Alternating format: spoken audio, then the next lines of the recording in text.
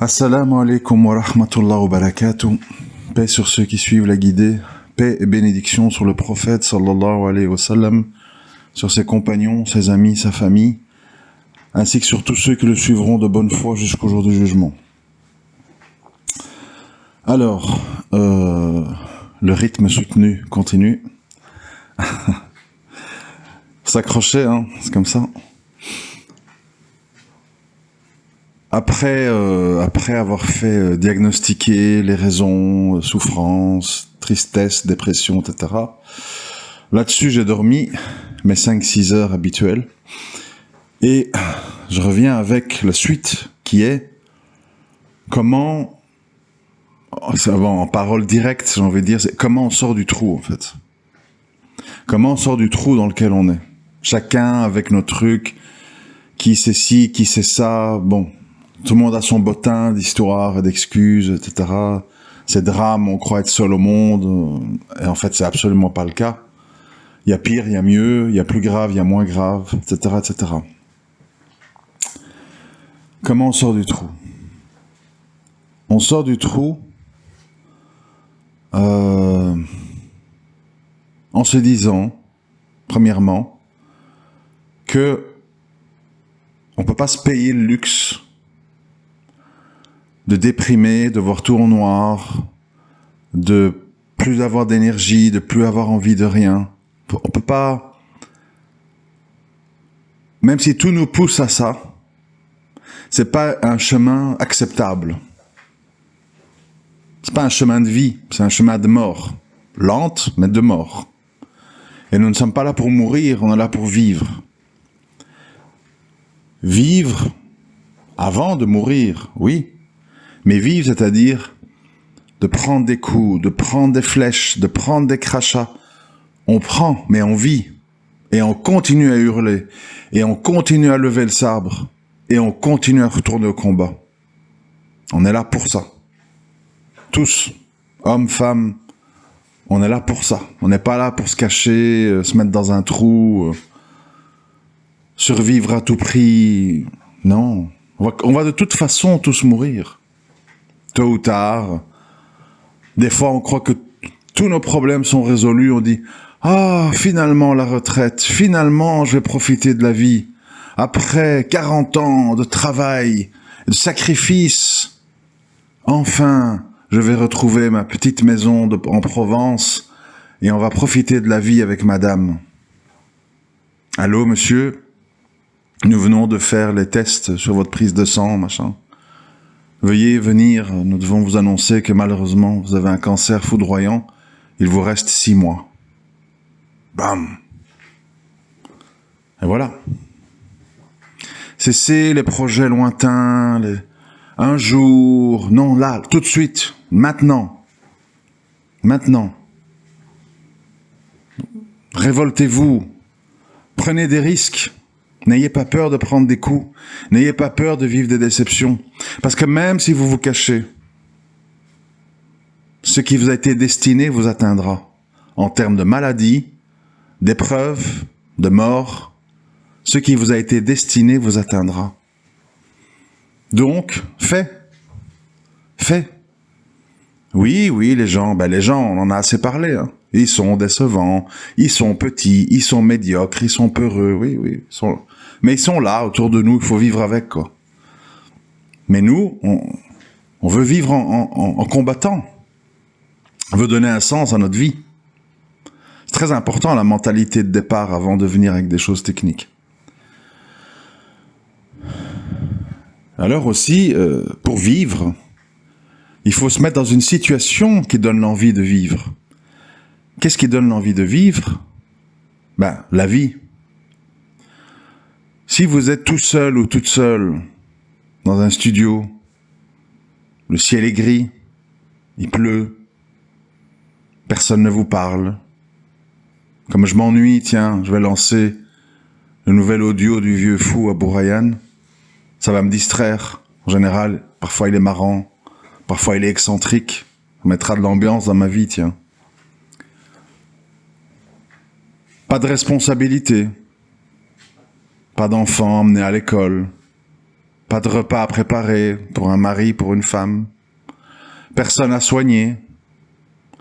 Pour la 55e fois, je repasse mon torchon. Je range telle boîte qui a un peu bougé. Pour donner un sens à ma vie. Puis quand je m'ennuie et que je commence à me voir les idées noires.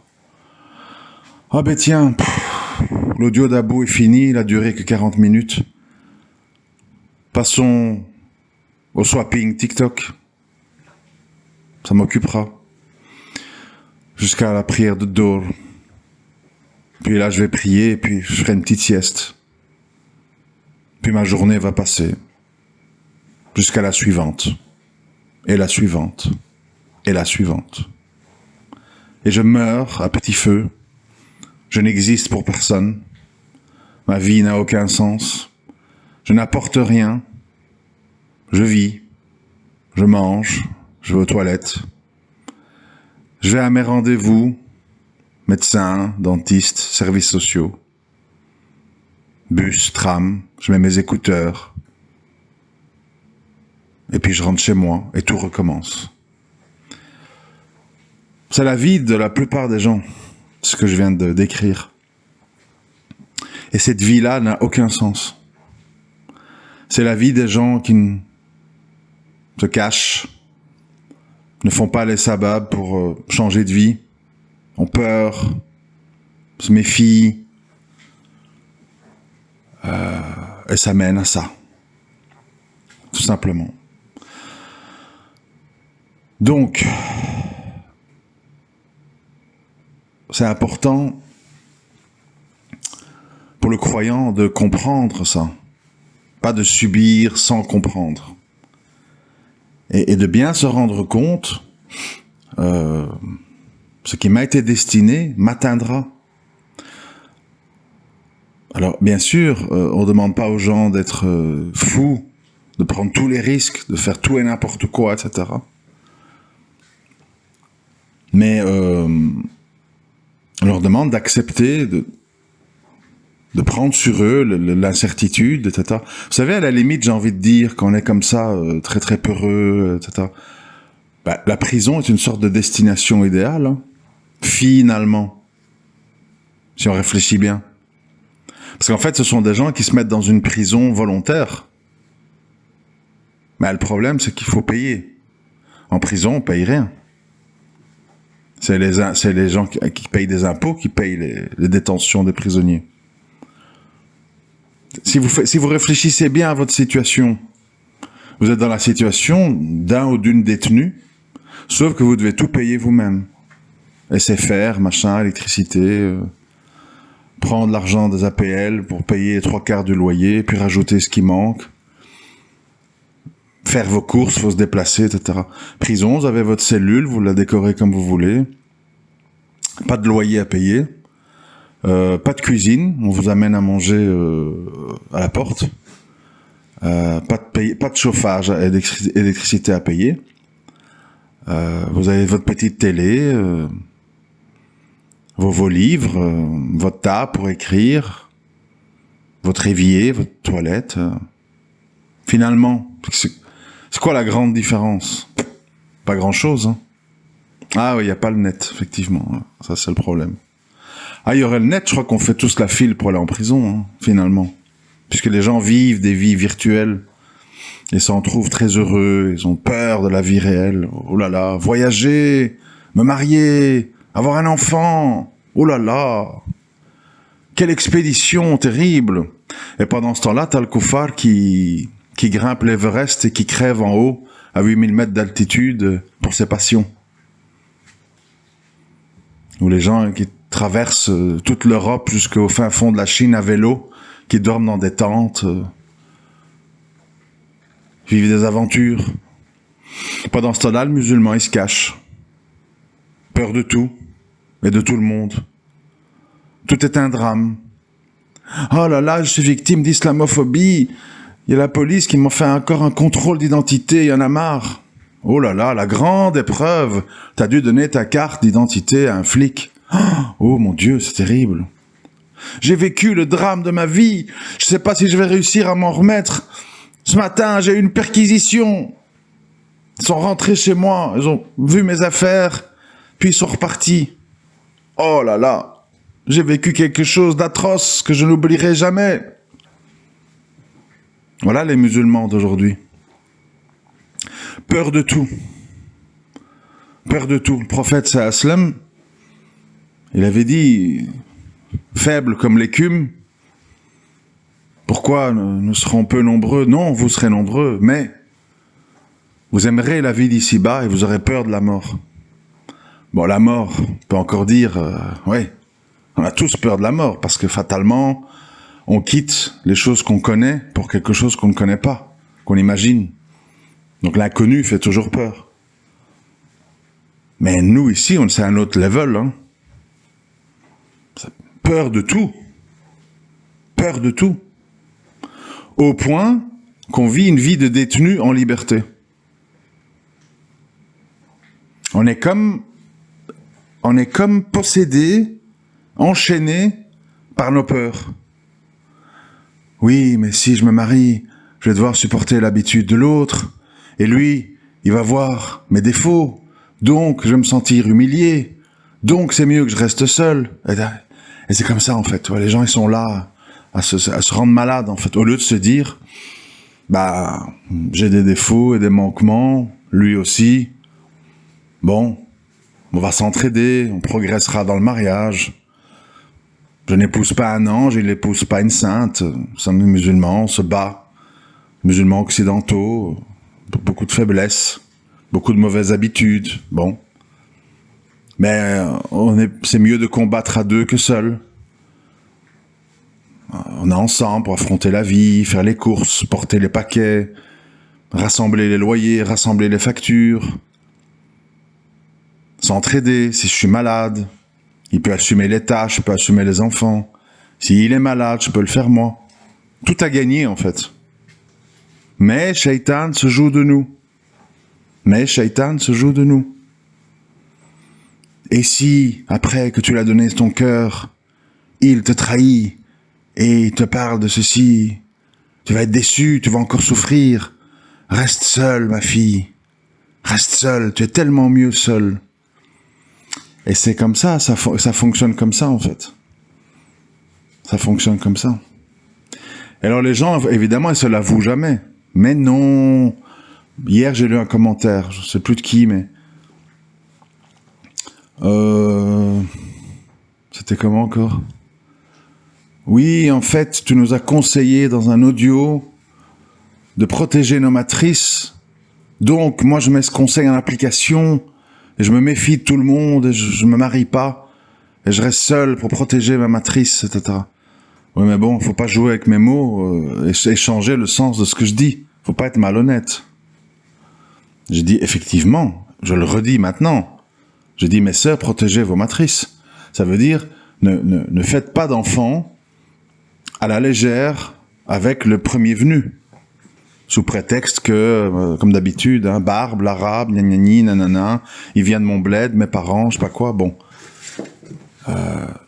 Essayez de voir, essayez de laisser passer un certain temps pour quand même savoir où vous mettez les pieds. Parce qu'un enfant, c'est un projet à long terme. C'est pas un iPhone qu'on change tous les ans. C'est un être vivant qui est là pour toute la vie, parfois. Et on a un lien avec lui, un lien de sang, un lien sentimental. C'est pas un jeu, quoi. C'est pas un jeu. Beaucoup de gens le prennent en jeu, mais c'est pas un jeu. Donc oui, protégez vos matrices. Mais remplissez vos matrices. Elles sont pas là pour rester vides et pour voir du sang s'écouler tous les mois pour évacuer les ovaires non fécondés. C'est pas ça le but. Votre poitrine, elle n'est pas là pour décorer, pour faire l'imbécile sur TikTok à montrer vos seins. Ils sont là pour nourrir des enfants. Alors voilà. Protégez vos matrices, mais remplissez vos matrices. Avec la bonne personne. Et donc, faites les sababs pour trouver la bonne personne. Et la bonne personne, c'est pas quelqu'un qui correspond à vos 3 pages de liste de 150 conditions. On n'est pas dans des robots avec des programmes qui doivent correspondre parfaitement. C'est-à-dire, en gros, est-ce que c'est un type bien? Est-ce que c'est un type dont je sens qu'il y a un bien en lui? Est-ce que c'est quelqu'un qui gère ses responsabilités? Est-ce que c'est quelqu'un qui fuit les épreuves? Ici, le fait que moi je suis avec mes 3 enfants, c'est un cas très rare. C'est pourquoi, en fait, normalement, la plupart des hommes qui vivent ce que j'ai vécu, ils se cassent, ils vont refaire leur vie ailleurs, la maman est seule avec les enfants, et dans ce cas-ci, vu les situations, je ne vais pas entrer dans les détails, ils auraient fini tous les 3 placés. Bon, donc, si tu es un inconscient, si tu es quelqu'un qui n'est pas fiable, qui ne sait pas prendre sur lui, qui n'est pas mature et responsable, parce qu'il y a beaucoup de gens, vous voyez, ils sont là, ouais, Abou Rayhan c'est un fou, Abou Rayhan c'est un homme à femme, il ne pense qu'à coucher, enfin plein de trucs quoi. Ah ouais? Ben venez prendre ma place, hein. Venez gérer 3 enfants de A à Z, H24. On va voir qui est capable de faire ça. Vous croyez qu'un irresponsable, un fou, un immature, il sait faire ça? Non, hein. Et ça, je le faisais même dans le mariage, vu que l'autre personne était malade, dormait la journée, enfin bon, passons les détails, c'est mieux. Donc en fait, ça date pas du moment où j'ai été seul. Ça date depuis des années, en fait. Donc en fait, tous ceux qui ont dit il est fou, il est dans le blabla, il a du temps à perdre avec ses audios, en fait c'est un irresponsable qui fait des enfants partout, etc., etc. Tout ça, en fait, malheureusement pour vous, hein, ce sont des calomnies très loin de la réalité, à des milliards de kilomètres de la réalité. Si vous saviez tout ce que je fais pour X, Y, Z, mes 8 enfants, etc., dont 3 qui vivaient avec moi, vous prenez du feu. Mais moi, je répète souvent, je ne peux pas empêcher les gens de prendre du feu. Les gens aiment bouffer du feu. Des choses qu'ils vont regretter, des choses qu'ils n'étaient pas obligés de dire. Et par pure haine, parce que le musulman n'a pas de compassion, tu vois. On dit pas bon soupçon, voilà, le frère, truc. C'est mauvais soupçon. Ouais, mais doit être lui qui l'a rendu folle. Et on voit bien que c'est un truc. Et bien fait pour lui, les enfants. D'ailleurs, c'est toujours dit que c'était un gars qui avait l'air efféminé, et des trucs avec ses blabla. Les vrais hommes, ils laissent leurs enfants à leurs femmes, ils se cassent. Voilà. Des hommes des cavernes, tu vois. Nous sommes entourés d'hommes de cavernes qui se croient être très profonds, très, très pieux, très pratiquants. Quand tu entends tout ça, en fait, tu te rends compte que les gens doivent être réislamisés dans leur cœur pour tenir leur langue, pour arrêter d'avoir le mauvais soupçon, de propager comme ça du mal. C'est incroyable, mais moi, je ne m'arrête pas plus pour les gens, en fait. Je fais ce que j'ai à faire. Ce qui m'importe, c'est ce qu'Allah il pense de moi. Et je demande pardon que à Allah pour mes manquements, mes défauts. Et pour le reste, en fait, je n'ai que du mépris, en fait, pour les gens qui n'ont aucune profondeur, aucune compassion, aucune retenue, qui agissent telles des bêtes sauvages, en fait. Tout ça derrière des barbes et de la langue arabe, et des Corans par cœur, c'est encore pire, c'est encore plus grave, en fait. T'as pas l'excuse de l'ignorance et de la bêtise, et de la mécréance, subhanallah. Et donc voilà, ça rejoint le sujet, c'est-à-dire avance, fais, prends des risques, prends des coups, laisse les critiques, laisse les gens. Il y a beaucoup de gens, ils s'empêchent. Oui, ça c'est un aspect que j'ai oublié. Il y a beaucoup de gens, ils s'empêchent à cause des gens. Oui, mais que va dire ma famille? Cet homme, il a 20 ans de plus que moi. Cet homme, il a déjà été en prison. Il est tunisien. Moi, je suis oranaise. Vous voyez ces trucs-là, là. Mais vous ne comprenez pas une chose, en fait. Vous ne comprenez pas une chose. Au bout du compte, On est seul. Ce qui compte, ce sont vos décisions. Les gens, ils vont toujours parler. Tu vas épouser quelqu'un qui convient absolument pas, et tu le sais, etc. Eux, ils vont applaudir parce que ça leur convient à eux, dans leur perception des choses. Ils ne sont pas dans ta peau, ils ne savent pas comment tu fonctionnes. C'est toi qui vas subir la situation. C'est toi qui vas subir l'homme ou la femme au quotidien dans ta vie. C'est pas ta mère, ton père, tes grands frères. Ah, je te présente mon meilleur ami. Ton grand frère, il t'amène son meilleur ami. Lui, il aime bien ce gars-là, parce qu'il lui correspond. Mais toi, est-ce qu'il te correspond? Oui, mais c'est mon grand frère qui me l'a présenté, bon... je voulais pas le gêner, le frère avait l'air gentil... Je t'ai pas convaincu, mais bon... T'étais pas convaincu, mais bon... Vous êtes fous, en fait. Tu mets un type dans ta vie, dans ton lit, dont t'es pas convaincu, mais bon... Non, vous êtes tarés, en fait. Je suis désolé. Hein. Et d'ailleurs, ça, c'est un autre point que je voulais adopter. Je voulais en faire un audio spécifique. J'en ferai un certainement à l'avenir, Inch'Allah. D'ailleurs, je crois que je vais vous mettre la vidéo en commentaire. Ouais, il y a tellement de choses. Je suis débordé de choses à dire. Bon. Il faut que vous compreniez. Je sais que ça va dans tous les sens, mais bon. C'est parce qu'une chose en amène une autre. Il faut que vous compreniez que l'époque moderne, la vie en Occident, la vie en ville même, Casablanca, machin, produit énormément de dysfonctionnements cérébraux chez les gens.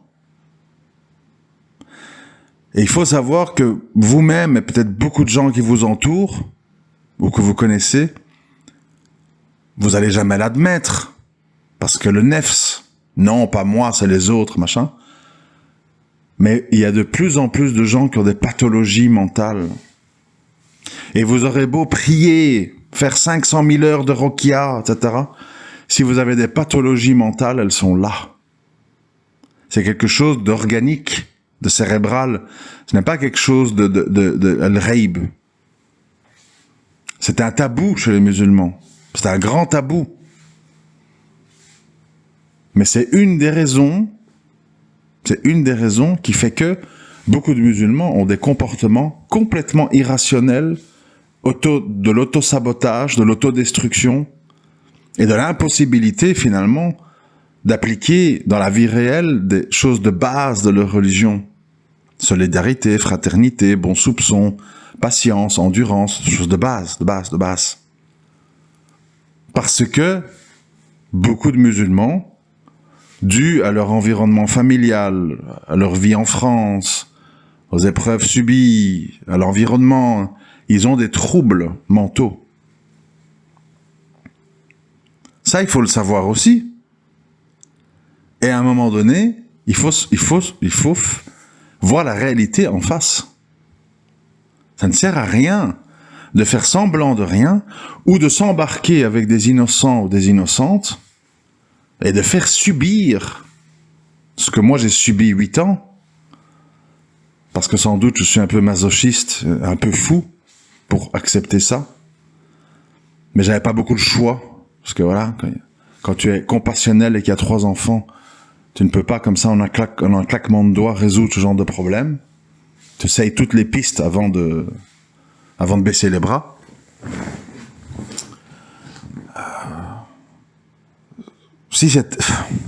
Je veux dire, moi je me mets à la place de frères plus fragiles, moins armés, avec moins de personnalité, moins de rage de vaincre, etc. que j'ai moi. Vous ressortez de ce genre d'histoire complètement détruit. Détruit en morceaux, piétiné. Par quelqu'un qui est dans sa bulle, complètement irréaliste, complètement dans le culte du soi, qui ne réalise absolument pas le mal et les injustices qu'elle produit, sur elle et sur les autres. Et vous êtes là et vous ne comprenez pas ce qui se passe. Mais vous comprenez pas ce qui se passe, que vous êtes en présence de gens qui n'ont plus toute leur tête. Vous savez, c'est des sujets qui existent en islam. Il y a toujours eu des gens, on en parle, hein, c'est pas nouveau. Hein. Ce qu'il y a, c'est que maintenant, ça s'est propagé. Mais il y a toujours eu, dans tous les bleds du monde, ou à n'importe quelle époque, ce qu'on appelle le fou du village, ou la folle. Ah, on dit, oui, quand elle était jeune, son enfant est mort dans un truc, elle s'en est jamais remis, elle est restée un peu dérangée. Voilà, c'est pas nouveau, hein. C'est quelque chose de... Des gens qui perdent la tête. Ils ne seront pas jugés, hein. Le problème, c'est vous. Qu'est-ce que vous allez faire? Ah, je vais réussir à la changer, je vais réussir à le changer. Il a un passé de toxicomane, machin. Mais à mon contact, tout va se résoudre. Comme je l'ai souvent dit, beaucoup de gens qui ont besoin d'être sauvés et aidés ne le demandent pas, sont très contents d'eux-mêmes. Et quand on ne demande pas de l'aide, le fait d'être aidé, ça peut être contre-productif. Parce qu'on dit, mais moi je t'ai rien demandé, hein, c'est toi qui as voulu m'aider. Hein. C'est comme, imaginez, vous avez un mari, il fait des braquages, ou il se fait attraper avec de la vente de shit, ou je ne sais pas quoi, il va en prison. D'accord? Et lui en prison, en fait, bon, il vous téléphone, ça va, tu t'en sors avec les enfants, ouais, vois avec ma mère, truc pour machin, et puis voilà. Et vous dites, oh le pauvre, il est tout seul en prison, il a besoin de visite, il se sent seul, il faut que j'y aille, je vais prendre le RER, et puis 2 bus, et puis truc, et puis ça va me prendre 2h30, mais c'est quand même truc, et vous y allez. Lui, il arrive à la visite, bon, ah, t'es là, hein, c'est sympa. Ouais, qu'est-ce qu'il y a? Mais non, je suis venu te voir, je me suis dit que tu devais te sentir seul. Non, ça va, khair, Inch'Allah, sabre, bon. Après, quand vous allez lui dire, dans une discussion, et tu te rappelles, moi, quand je venais te voir en prison, je prenais 2h30 de transport, et je devais mettre les enfants chez ma mère, c'était dur, et c'est aujourd'hui tu me fais ça? Qu'est-ce qu'il va vous dire, le gars? Sourire aux lèvres, hein. Mais moi, je t'ai pas demandé de venir me voir en prison. C'est toi qui as voulu. Moi, je prenais de tes nouvelles au téléphone, et puis c'était bon. Je voulais pas que ma femme traîne dans les trams et les RER, au milieu des mecs pour venir me voir. C'est toi qui as décidé de ça. Mon shit, je le faisais rentrer par ma sœur, qu'il mettait dans son soutien. Moi, je le cachais dans mon slip pour la fouille. J'avais pas besoin de toi, moi. Pourquoi tu me dis ça aujourd'hui? Vous comprenez? Faites très attention de ne pas vous projeter. Parce que, réécoutez l'audio, je ne sais plus comment je l'ai appelé, vous n'êtes pas l'autre, ou un truc du genre, publié il y a 2-3 semaines. Il faut réécouter. Il faut vraiment comprendre que votre fonctionnement cérébral personnel, ce n'est pas le fonctionnement des gens autour de vous, ni de votre mari, ni de votre femme, ni de votre père, ni de votre mère.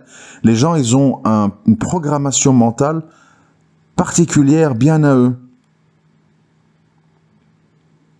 T'as des gens, t'as des femmes, par exemple, qui sont au milieu de 5 enfants qui chahutent, qui gueulent, qui insultent, qui truc, et elles sourient. Ah, les enfants, c'est pas facile, mais qu'est-ce qu'on les aime, hein? Comme ça, sourire aux lèvres, tout va bien, quoi. Et t'as des femmes avec un enfant. Ah, j'en peux plus. Hier, je crois qu'il a commencé la rougeole. Je vais aller au médecin. Je vais rater le rendez-vous. Oh, mais en plus, il veut pas mettre ses chaussures. Ils sont comme ça. L'être humain n'est pas semblable.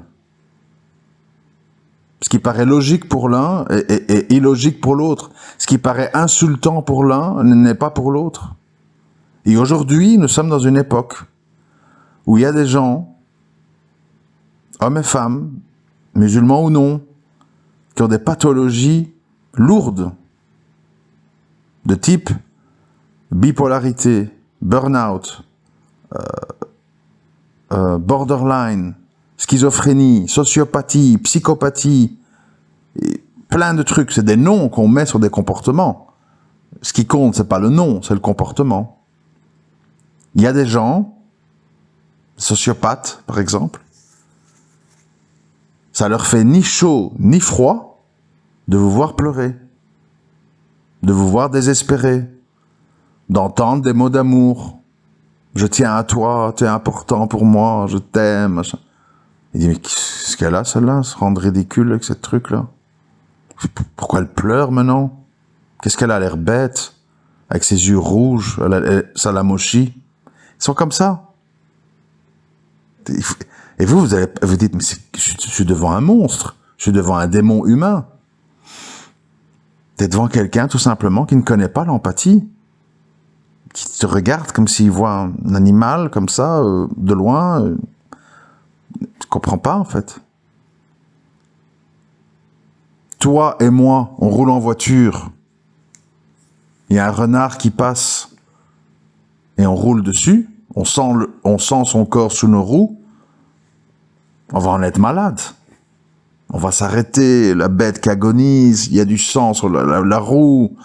On est secoué, quoi. T'as d'autres gens peuvent même donner un coup de volant pour taper dans le renard. Ils aiment tuer, ils aiment la mort. Et c'est des êtres humains qui te ressemblent comme toi et moi. Ils sont là, autour de nous. Ils existent. Et ils sont derrière parfois des barbes, des voiles. Ils sont là. Moi, quand j'entends le mot avortement, je suis en état de choc. Moi, je suis en état de choc. J'imagine la femme couchée, jambes ouvertes, le type qui trifouille dans son truc. On met des produits chimiques pour décoller l'enfant, puis on va avec une pince, on arrache des membres. Je suis dans un film d'horreur, vous voyez.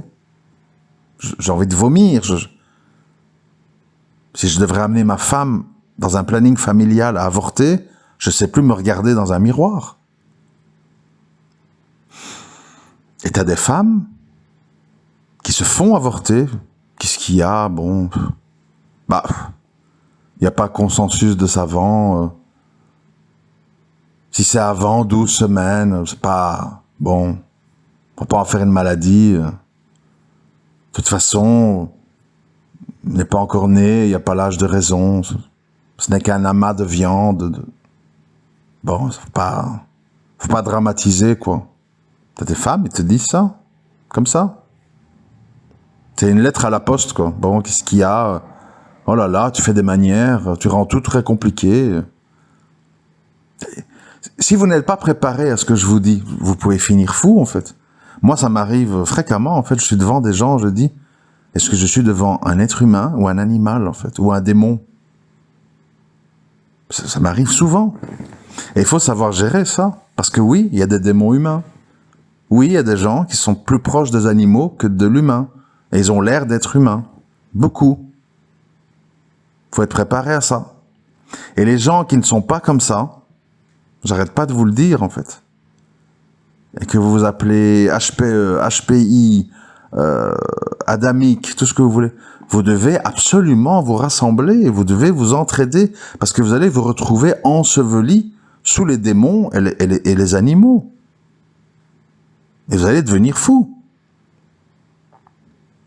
Parce qu'il faut une immense force de caractère pour résister à ça. C'est très très dur psychologiquement.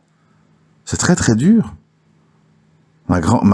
Souvent je parle de ma famille, parce que bon, voilà, c'est mes sources d'inspiration. Mais ma grand-mère paternelle, elle avait une mère terrible. Une mère que j'ai connue, mon arrière-grand-mère, perverse, narcissique, qui était jalouse de sa fille, qui n'aimait pas que sa fille soit plus belle qu'elle, plus jeune qu'elle, qui la cassait, qui la diminuait, qui allait à la messe, mais qui n'a pas hésité, quand sa fille était enceinte de son fiancé, de lui dire, tiens, va un peu sauter dans les escaliers, avale une tablette d'aspirine. C'est tout. Des gens froids, ça leur est égal. Et ces gens-là peuvent avoir des voiles, prier, aller à l'église, à la mosquée, vous chanter tous les hadiths du monde. Ils ont un cœur détourné par les maladies, par le mal, par l'indifférence. Tu ne sais pas ce qui se passe là-dedans, en fait. Et si tu veux essayer de le comprendre, tu perds ton temps parce que eux, en fait, ils s'aiment beaucoup comme ça, en fait. Ils sont très satisfaits d'eux-mêmes. Et ils vont te dire, en islam, n'est pas véritablement croyant, celui qui veut pas pour les autres, c'est qu'il veut pour lui-même, hein. Il va t'envoyer le copier-coller, il va t'envoyer le hadith. Mais lui, il dit, pas pour moi. Moi, ça me concerne pas. C'est beau, mais ça me concerne pas. Moi, je fonctionne pas comme ça. C'est exactement comme, bon, là, on peut dire que c'est plus compliqué, ça touche aux émotions, à la jalousie, mais c'est exactement comme toutes les femmes qui disent « je suis musulmane, je suis musulmane, je suis musulmane ». Mais je veux pouvoir divorcer du jour au lendemain. Je ne veux pas 3 mois de idda. Les gens, en fait, je sais pas comment expliquer, en fait. Nous, on croit, nous qui sommes des gens profonds, sensibles, etc., qui essayons d'être sincères malgré toutes nos faiblesses, nous, on croit que les gens ont les mêmes scrupules que nous, qui se posent les mêmes questions profondes que nous. Pas du tout. T'as des gens, ils font le mal, ils font des horreurs. De temps en temps, ils ont un petit flash. De temps en temps, moi j'ai un message. Je peux pas avoir une photo des enfants, je peux pas leur parler, ils sont pas Je dis non, pour le moment ils sont occupés, ils sont sous la douche. Puis plus de nouvelles pendant 3, 4, 5, 6 jours. Puis un petit flash. Alors là, c'est possible de leur dire un mot? Oui, oui, te mets le haut-parleur. Ça va les enfants? Je pense à vous, je vous aime. Allez, hein, n'oubliez pas de dire Bismillah avant de manger. Et n'oubliez pas de demander à Allah, hein, c'est Allah qui donne. Hein. Allez, à bientôt. Voilà. La personne pense qu'elle a fait son devoir de mère. Mission accomplie, elle dort très tranquille. Tout va bien. Fini. Alors, ils sont avec leur père, tout va bien. Et toi, si tu veux essayer de comprendre, tu vas te jeter une balle dans la tête. Tu vas finir fou, en fait. Et donc, cette fameuse révolte de vivre, que je vous ai expliqué au début de l'audio, quand je dis il faut vivre, il faut se battre, il faut savoir qu'autour de nous, il y a plein de choses, en fait. Il y a des djinns, il y a des anges, il y a des démons humains, il y a des malades, il y a des cas psychiatriques, il y a des gens bien. Accroche-toi aux gens bien. Arrêtez de ne pas vous visiter, arrêtez de ne pas vous marier. Vous êtes encerclés de gens à problème. Et en plus, vous n'osez pas vous engager avec des gens de bien pour vous entraider, vous soutenir au milieu de toute cette fitna. Vous êtes fous, en fait. Ça, c'est une autre forme de folie, en fait, oui, de vouloir vivre tout ça isolé. Vous avez un problème, en fait. Vous ne comprenez pas dans quoi on vit. Et je ne parle même pas de l'islamophobie, tatati, tatata. La liste est longue, hein. La liste est longue. Alors bon, il y a des gens costauds, psychiquement, au niveau du caractère, bon, qui affrontent tout ça seul, et c'est pas facile, hein. Moi, j'affronte tout ça seul, et les critiques, et les menaces, et les machins. Mais bon, on a des coups de mou, hein. Moi, je suis un être humain, hein. Je suis pas un bulldozer, on a des coups de mou. Mais, alhamdoulilah, Allah, il a fait que je me ressaisis. Au bout d'une nuit, ou une journée ou deux, je me ressaisis. Mais t'as des gens, en fait, ils restent au fond du trou, ils n'en sortent plus. Et ça, c'est terrible. Ces gens-là ont besoin d'aide. J'appelle ça les adamiques perdus. Des gens bien, des gens purs, des gens niais, des gens sincères, mais ils sont complètement ensevelis sous la déception, sous les chocs. Et ils en sortent pas, en fait. Et ceux-là, s'ils ne sont pas pris en main par d'autres adamiques, des amis, ou une femme, ou un mari, sont foutus, en fait. Ils vont couler, ils vont se droguer, ils vont se suicider. Parce que vous savez, bon, souvent, les prédicateurs, ça, ils sont des propos très humiliants pour les gens qui se droguent, etc. Moi, en fait, j'ai tout à fait une autre vision des choses parce que je connais un peu la vie. Et je sais qu'il y a pas mal de gens qui se droguent. Bon, drogue est un mot un peu flou parce que, bon,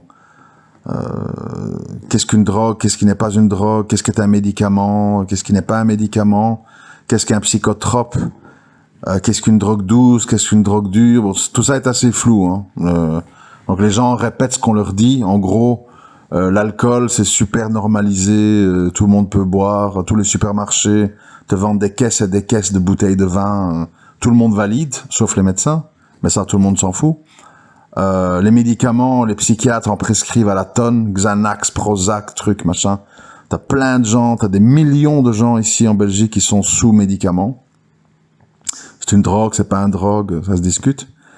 Et puis t'as d'autres gens, ben, ils ont leurs propres médicaments, on va dire, à eux, qui sont le cannabis, qui sont les psychotropes, amphétamines, bon. Donc voilà, c'est un peu flou. Enfin bref, c'est un autre débat. Le fait est que beaucoup de gens qui se droguent, on va mettre sous le mot drogue tout ça, le font parce qu'en fait, ils n'encaissent plus le monde. Ils arrivent plus, ils n'en sortent plus. S'ils n'avaient pas accès à une drogue, ils se suicideraient, en fait. C'est trop dur pour eux. Ils sont en état de choc, ils n'arrivent pas à comprendre. Il y a plusieurs raisons qui font qu'on se drogue. Ce n'est pas que pour m'amuser, pour me détendre, pour m'ouvrir aux autres. Ça peut être d'autres choses. Et parfois, ça peut être, justement, les agressions des démons et autres hominidés humains qui rendent l'adamique complètement fragilisé, désespéré, isolé, et donc qui cherche à se raccrocher à ce qu'il peut. S'il ne le trouve pas dans les êtres humains, il va le trouver dans des médicaments ou dans des stupéfiants et autres. Donc, il faut bien diriger ses flèches dans la vie. Pour moi, le vrai problème, c'est que ce monde est rempli de gens avec des troubles, du mal, qui n'ont pas d'empathie, qui sont dans la lutte, tels des hyènes autour d'une carcasse pour avoir leur bout de viande à tout prix. Des gens envieux, malades de cœur, qui souhaitent le mal, mauvais soupçons, les cœurs noirs. C'est ça le problème. Hein. C'est pas les gens qui souffrent et qui se droguent, hein, ou qui fument, ou je sais pas quoi.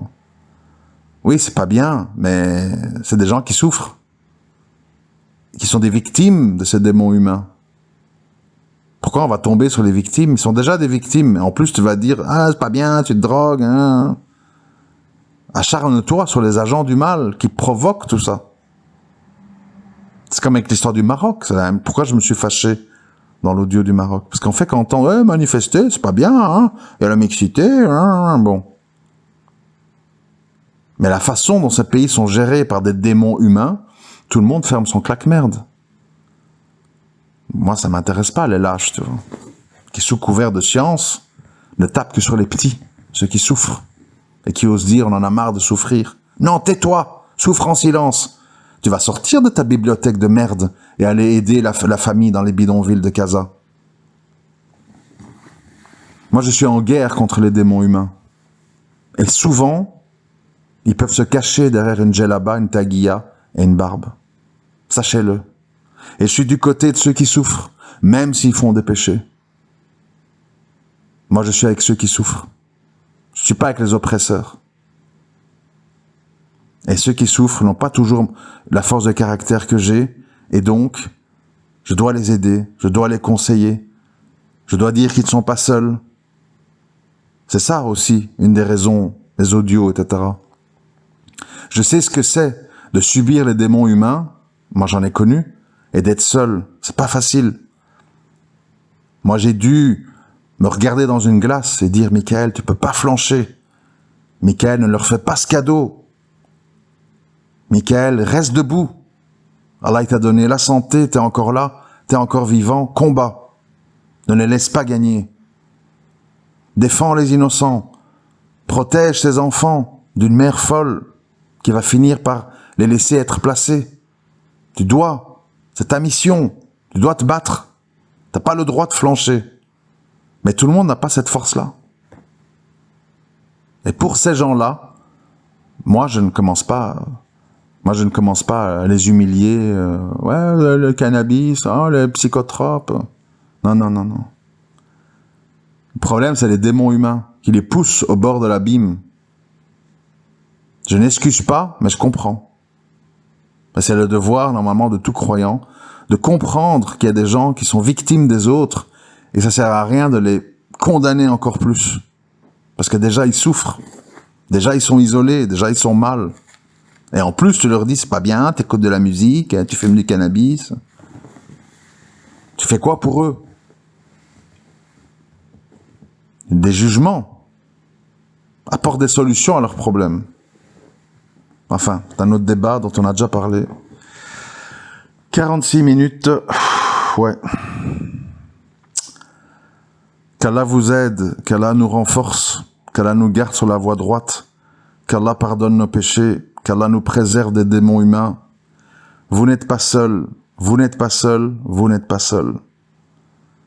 Et Allah est le meilleur des consolateurs. Assalamu alaikum wa rahmatullahi wa barakatuh.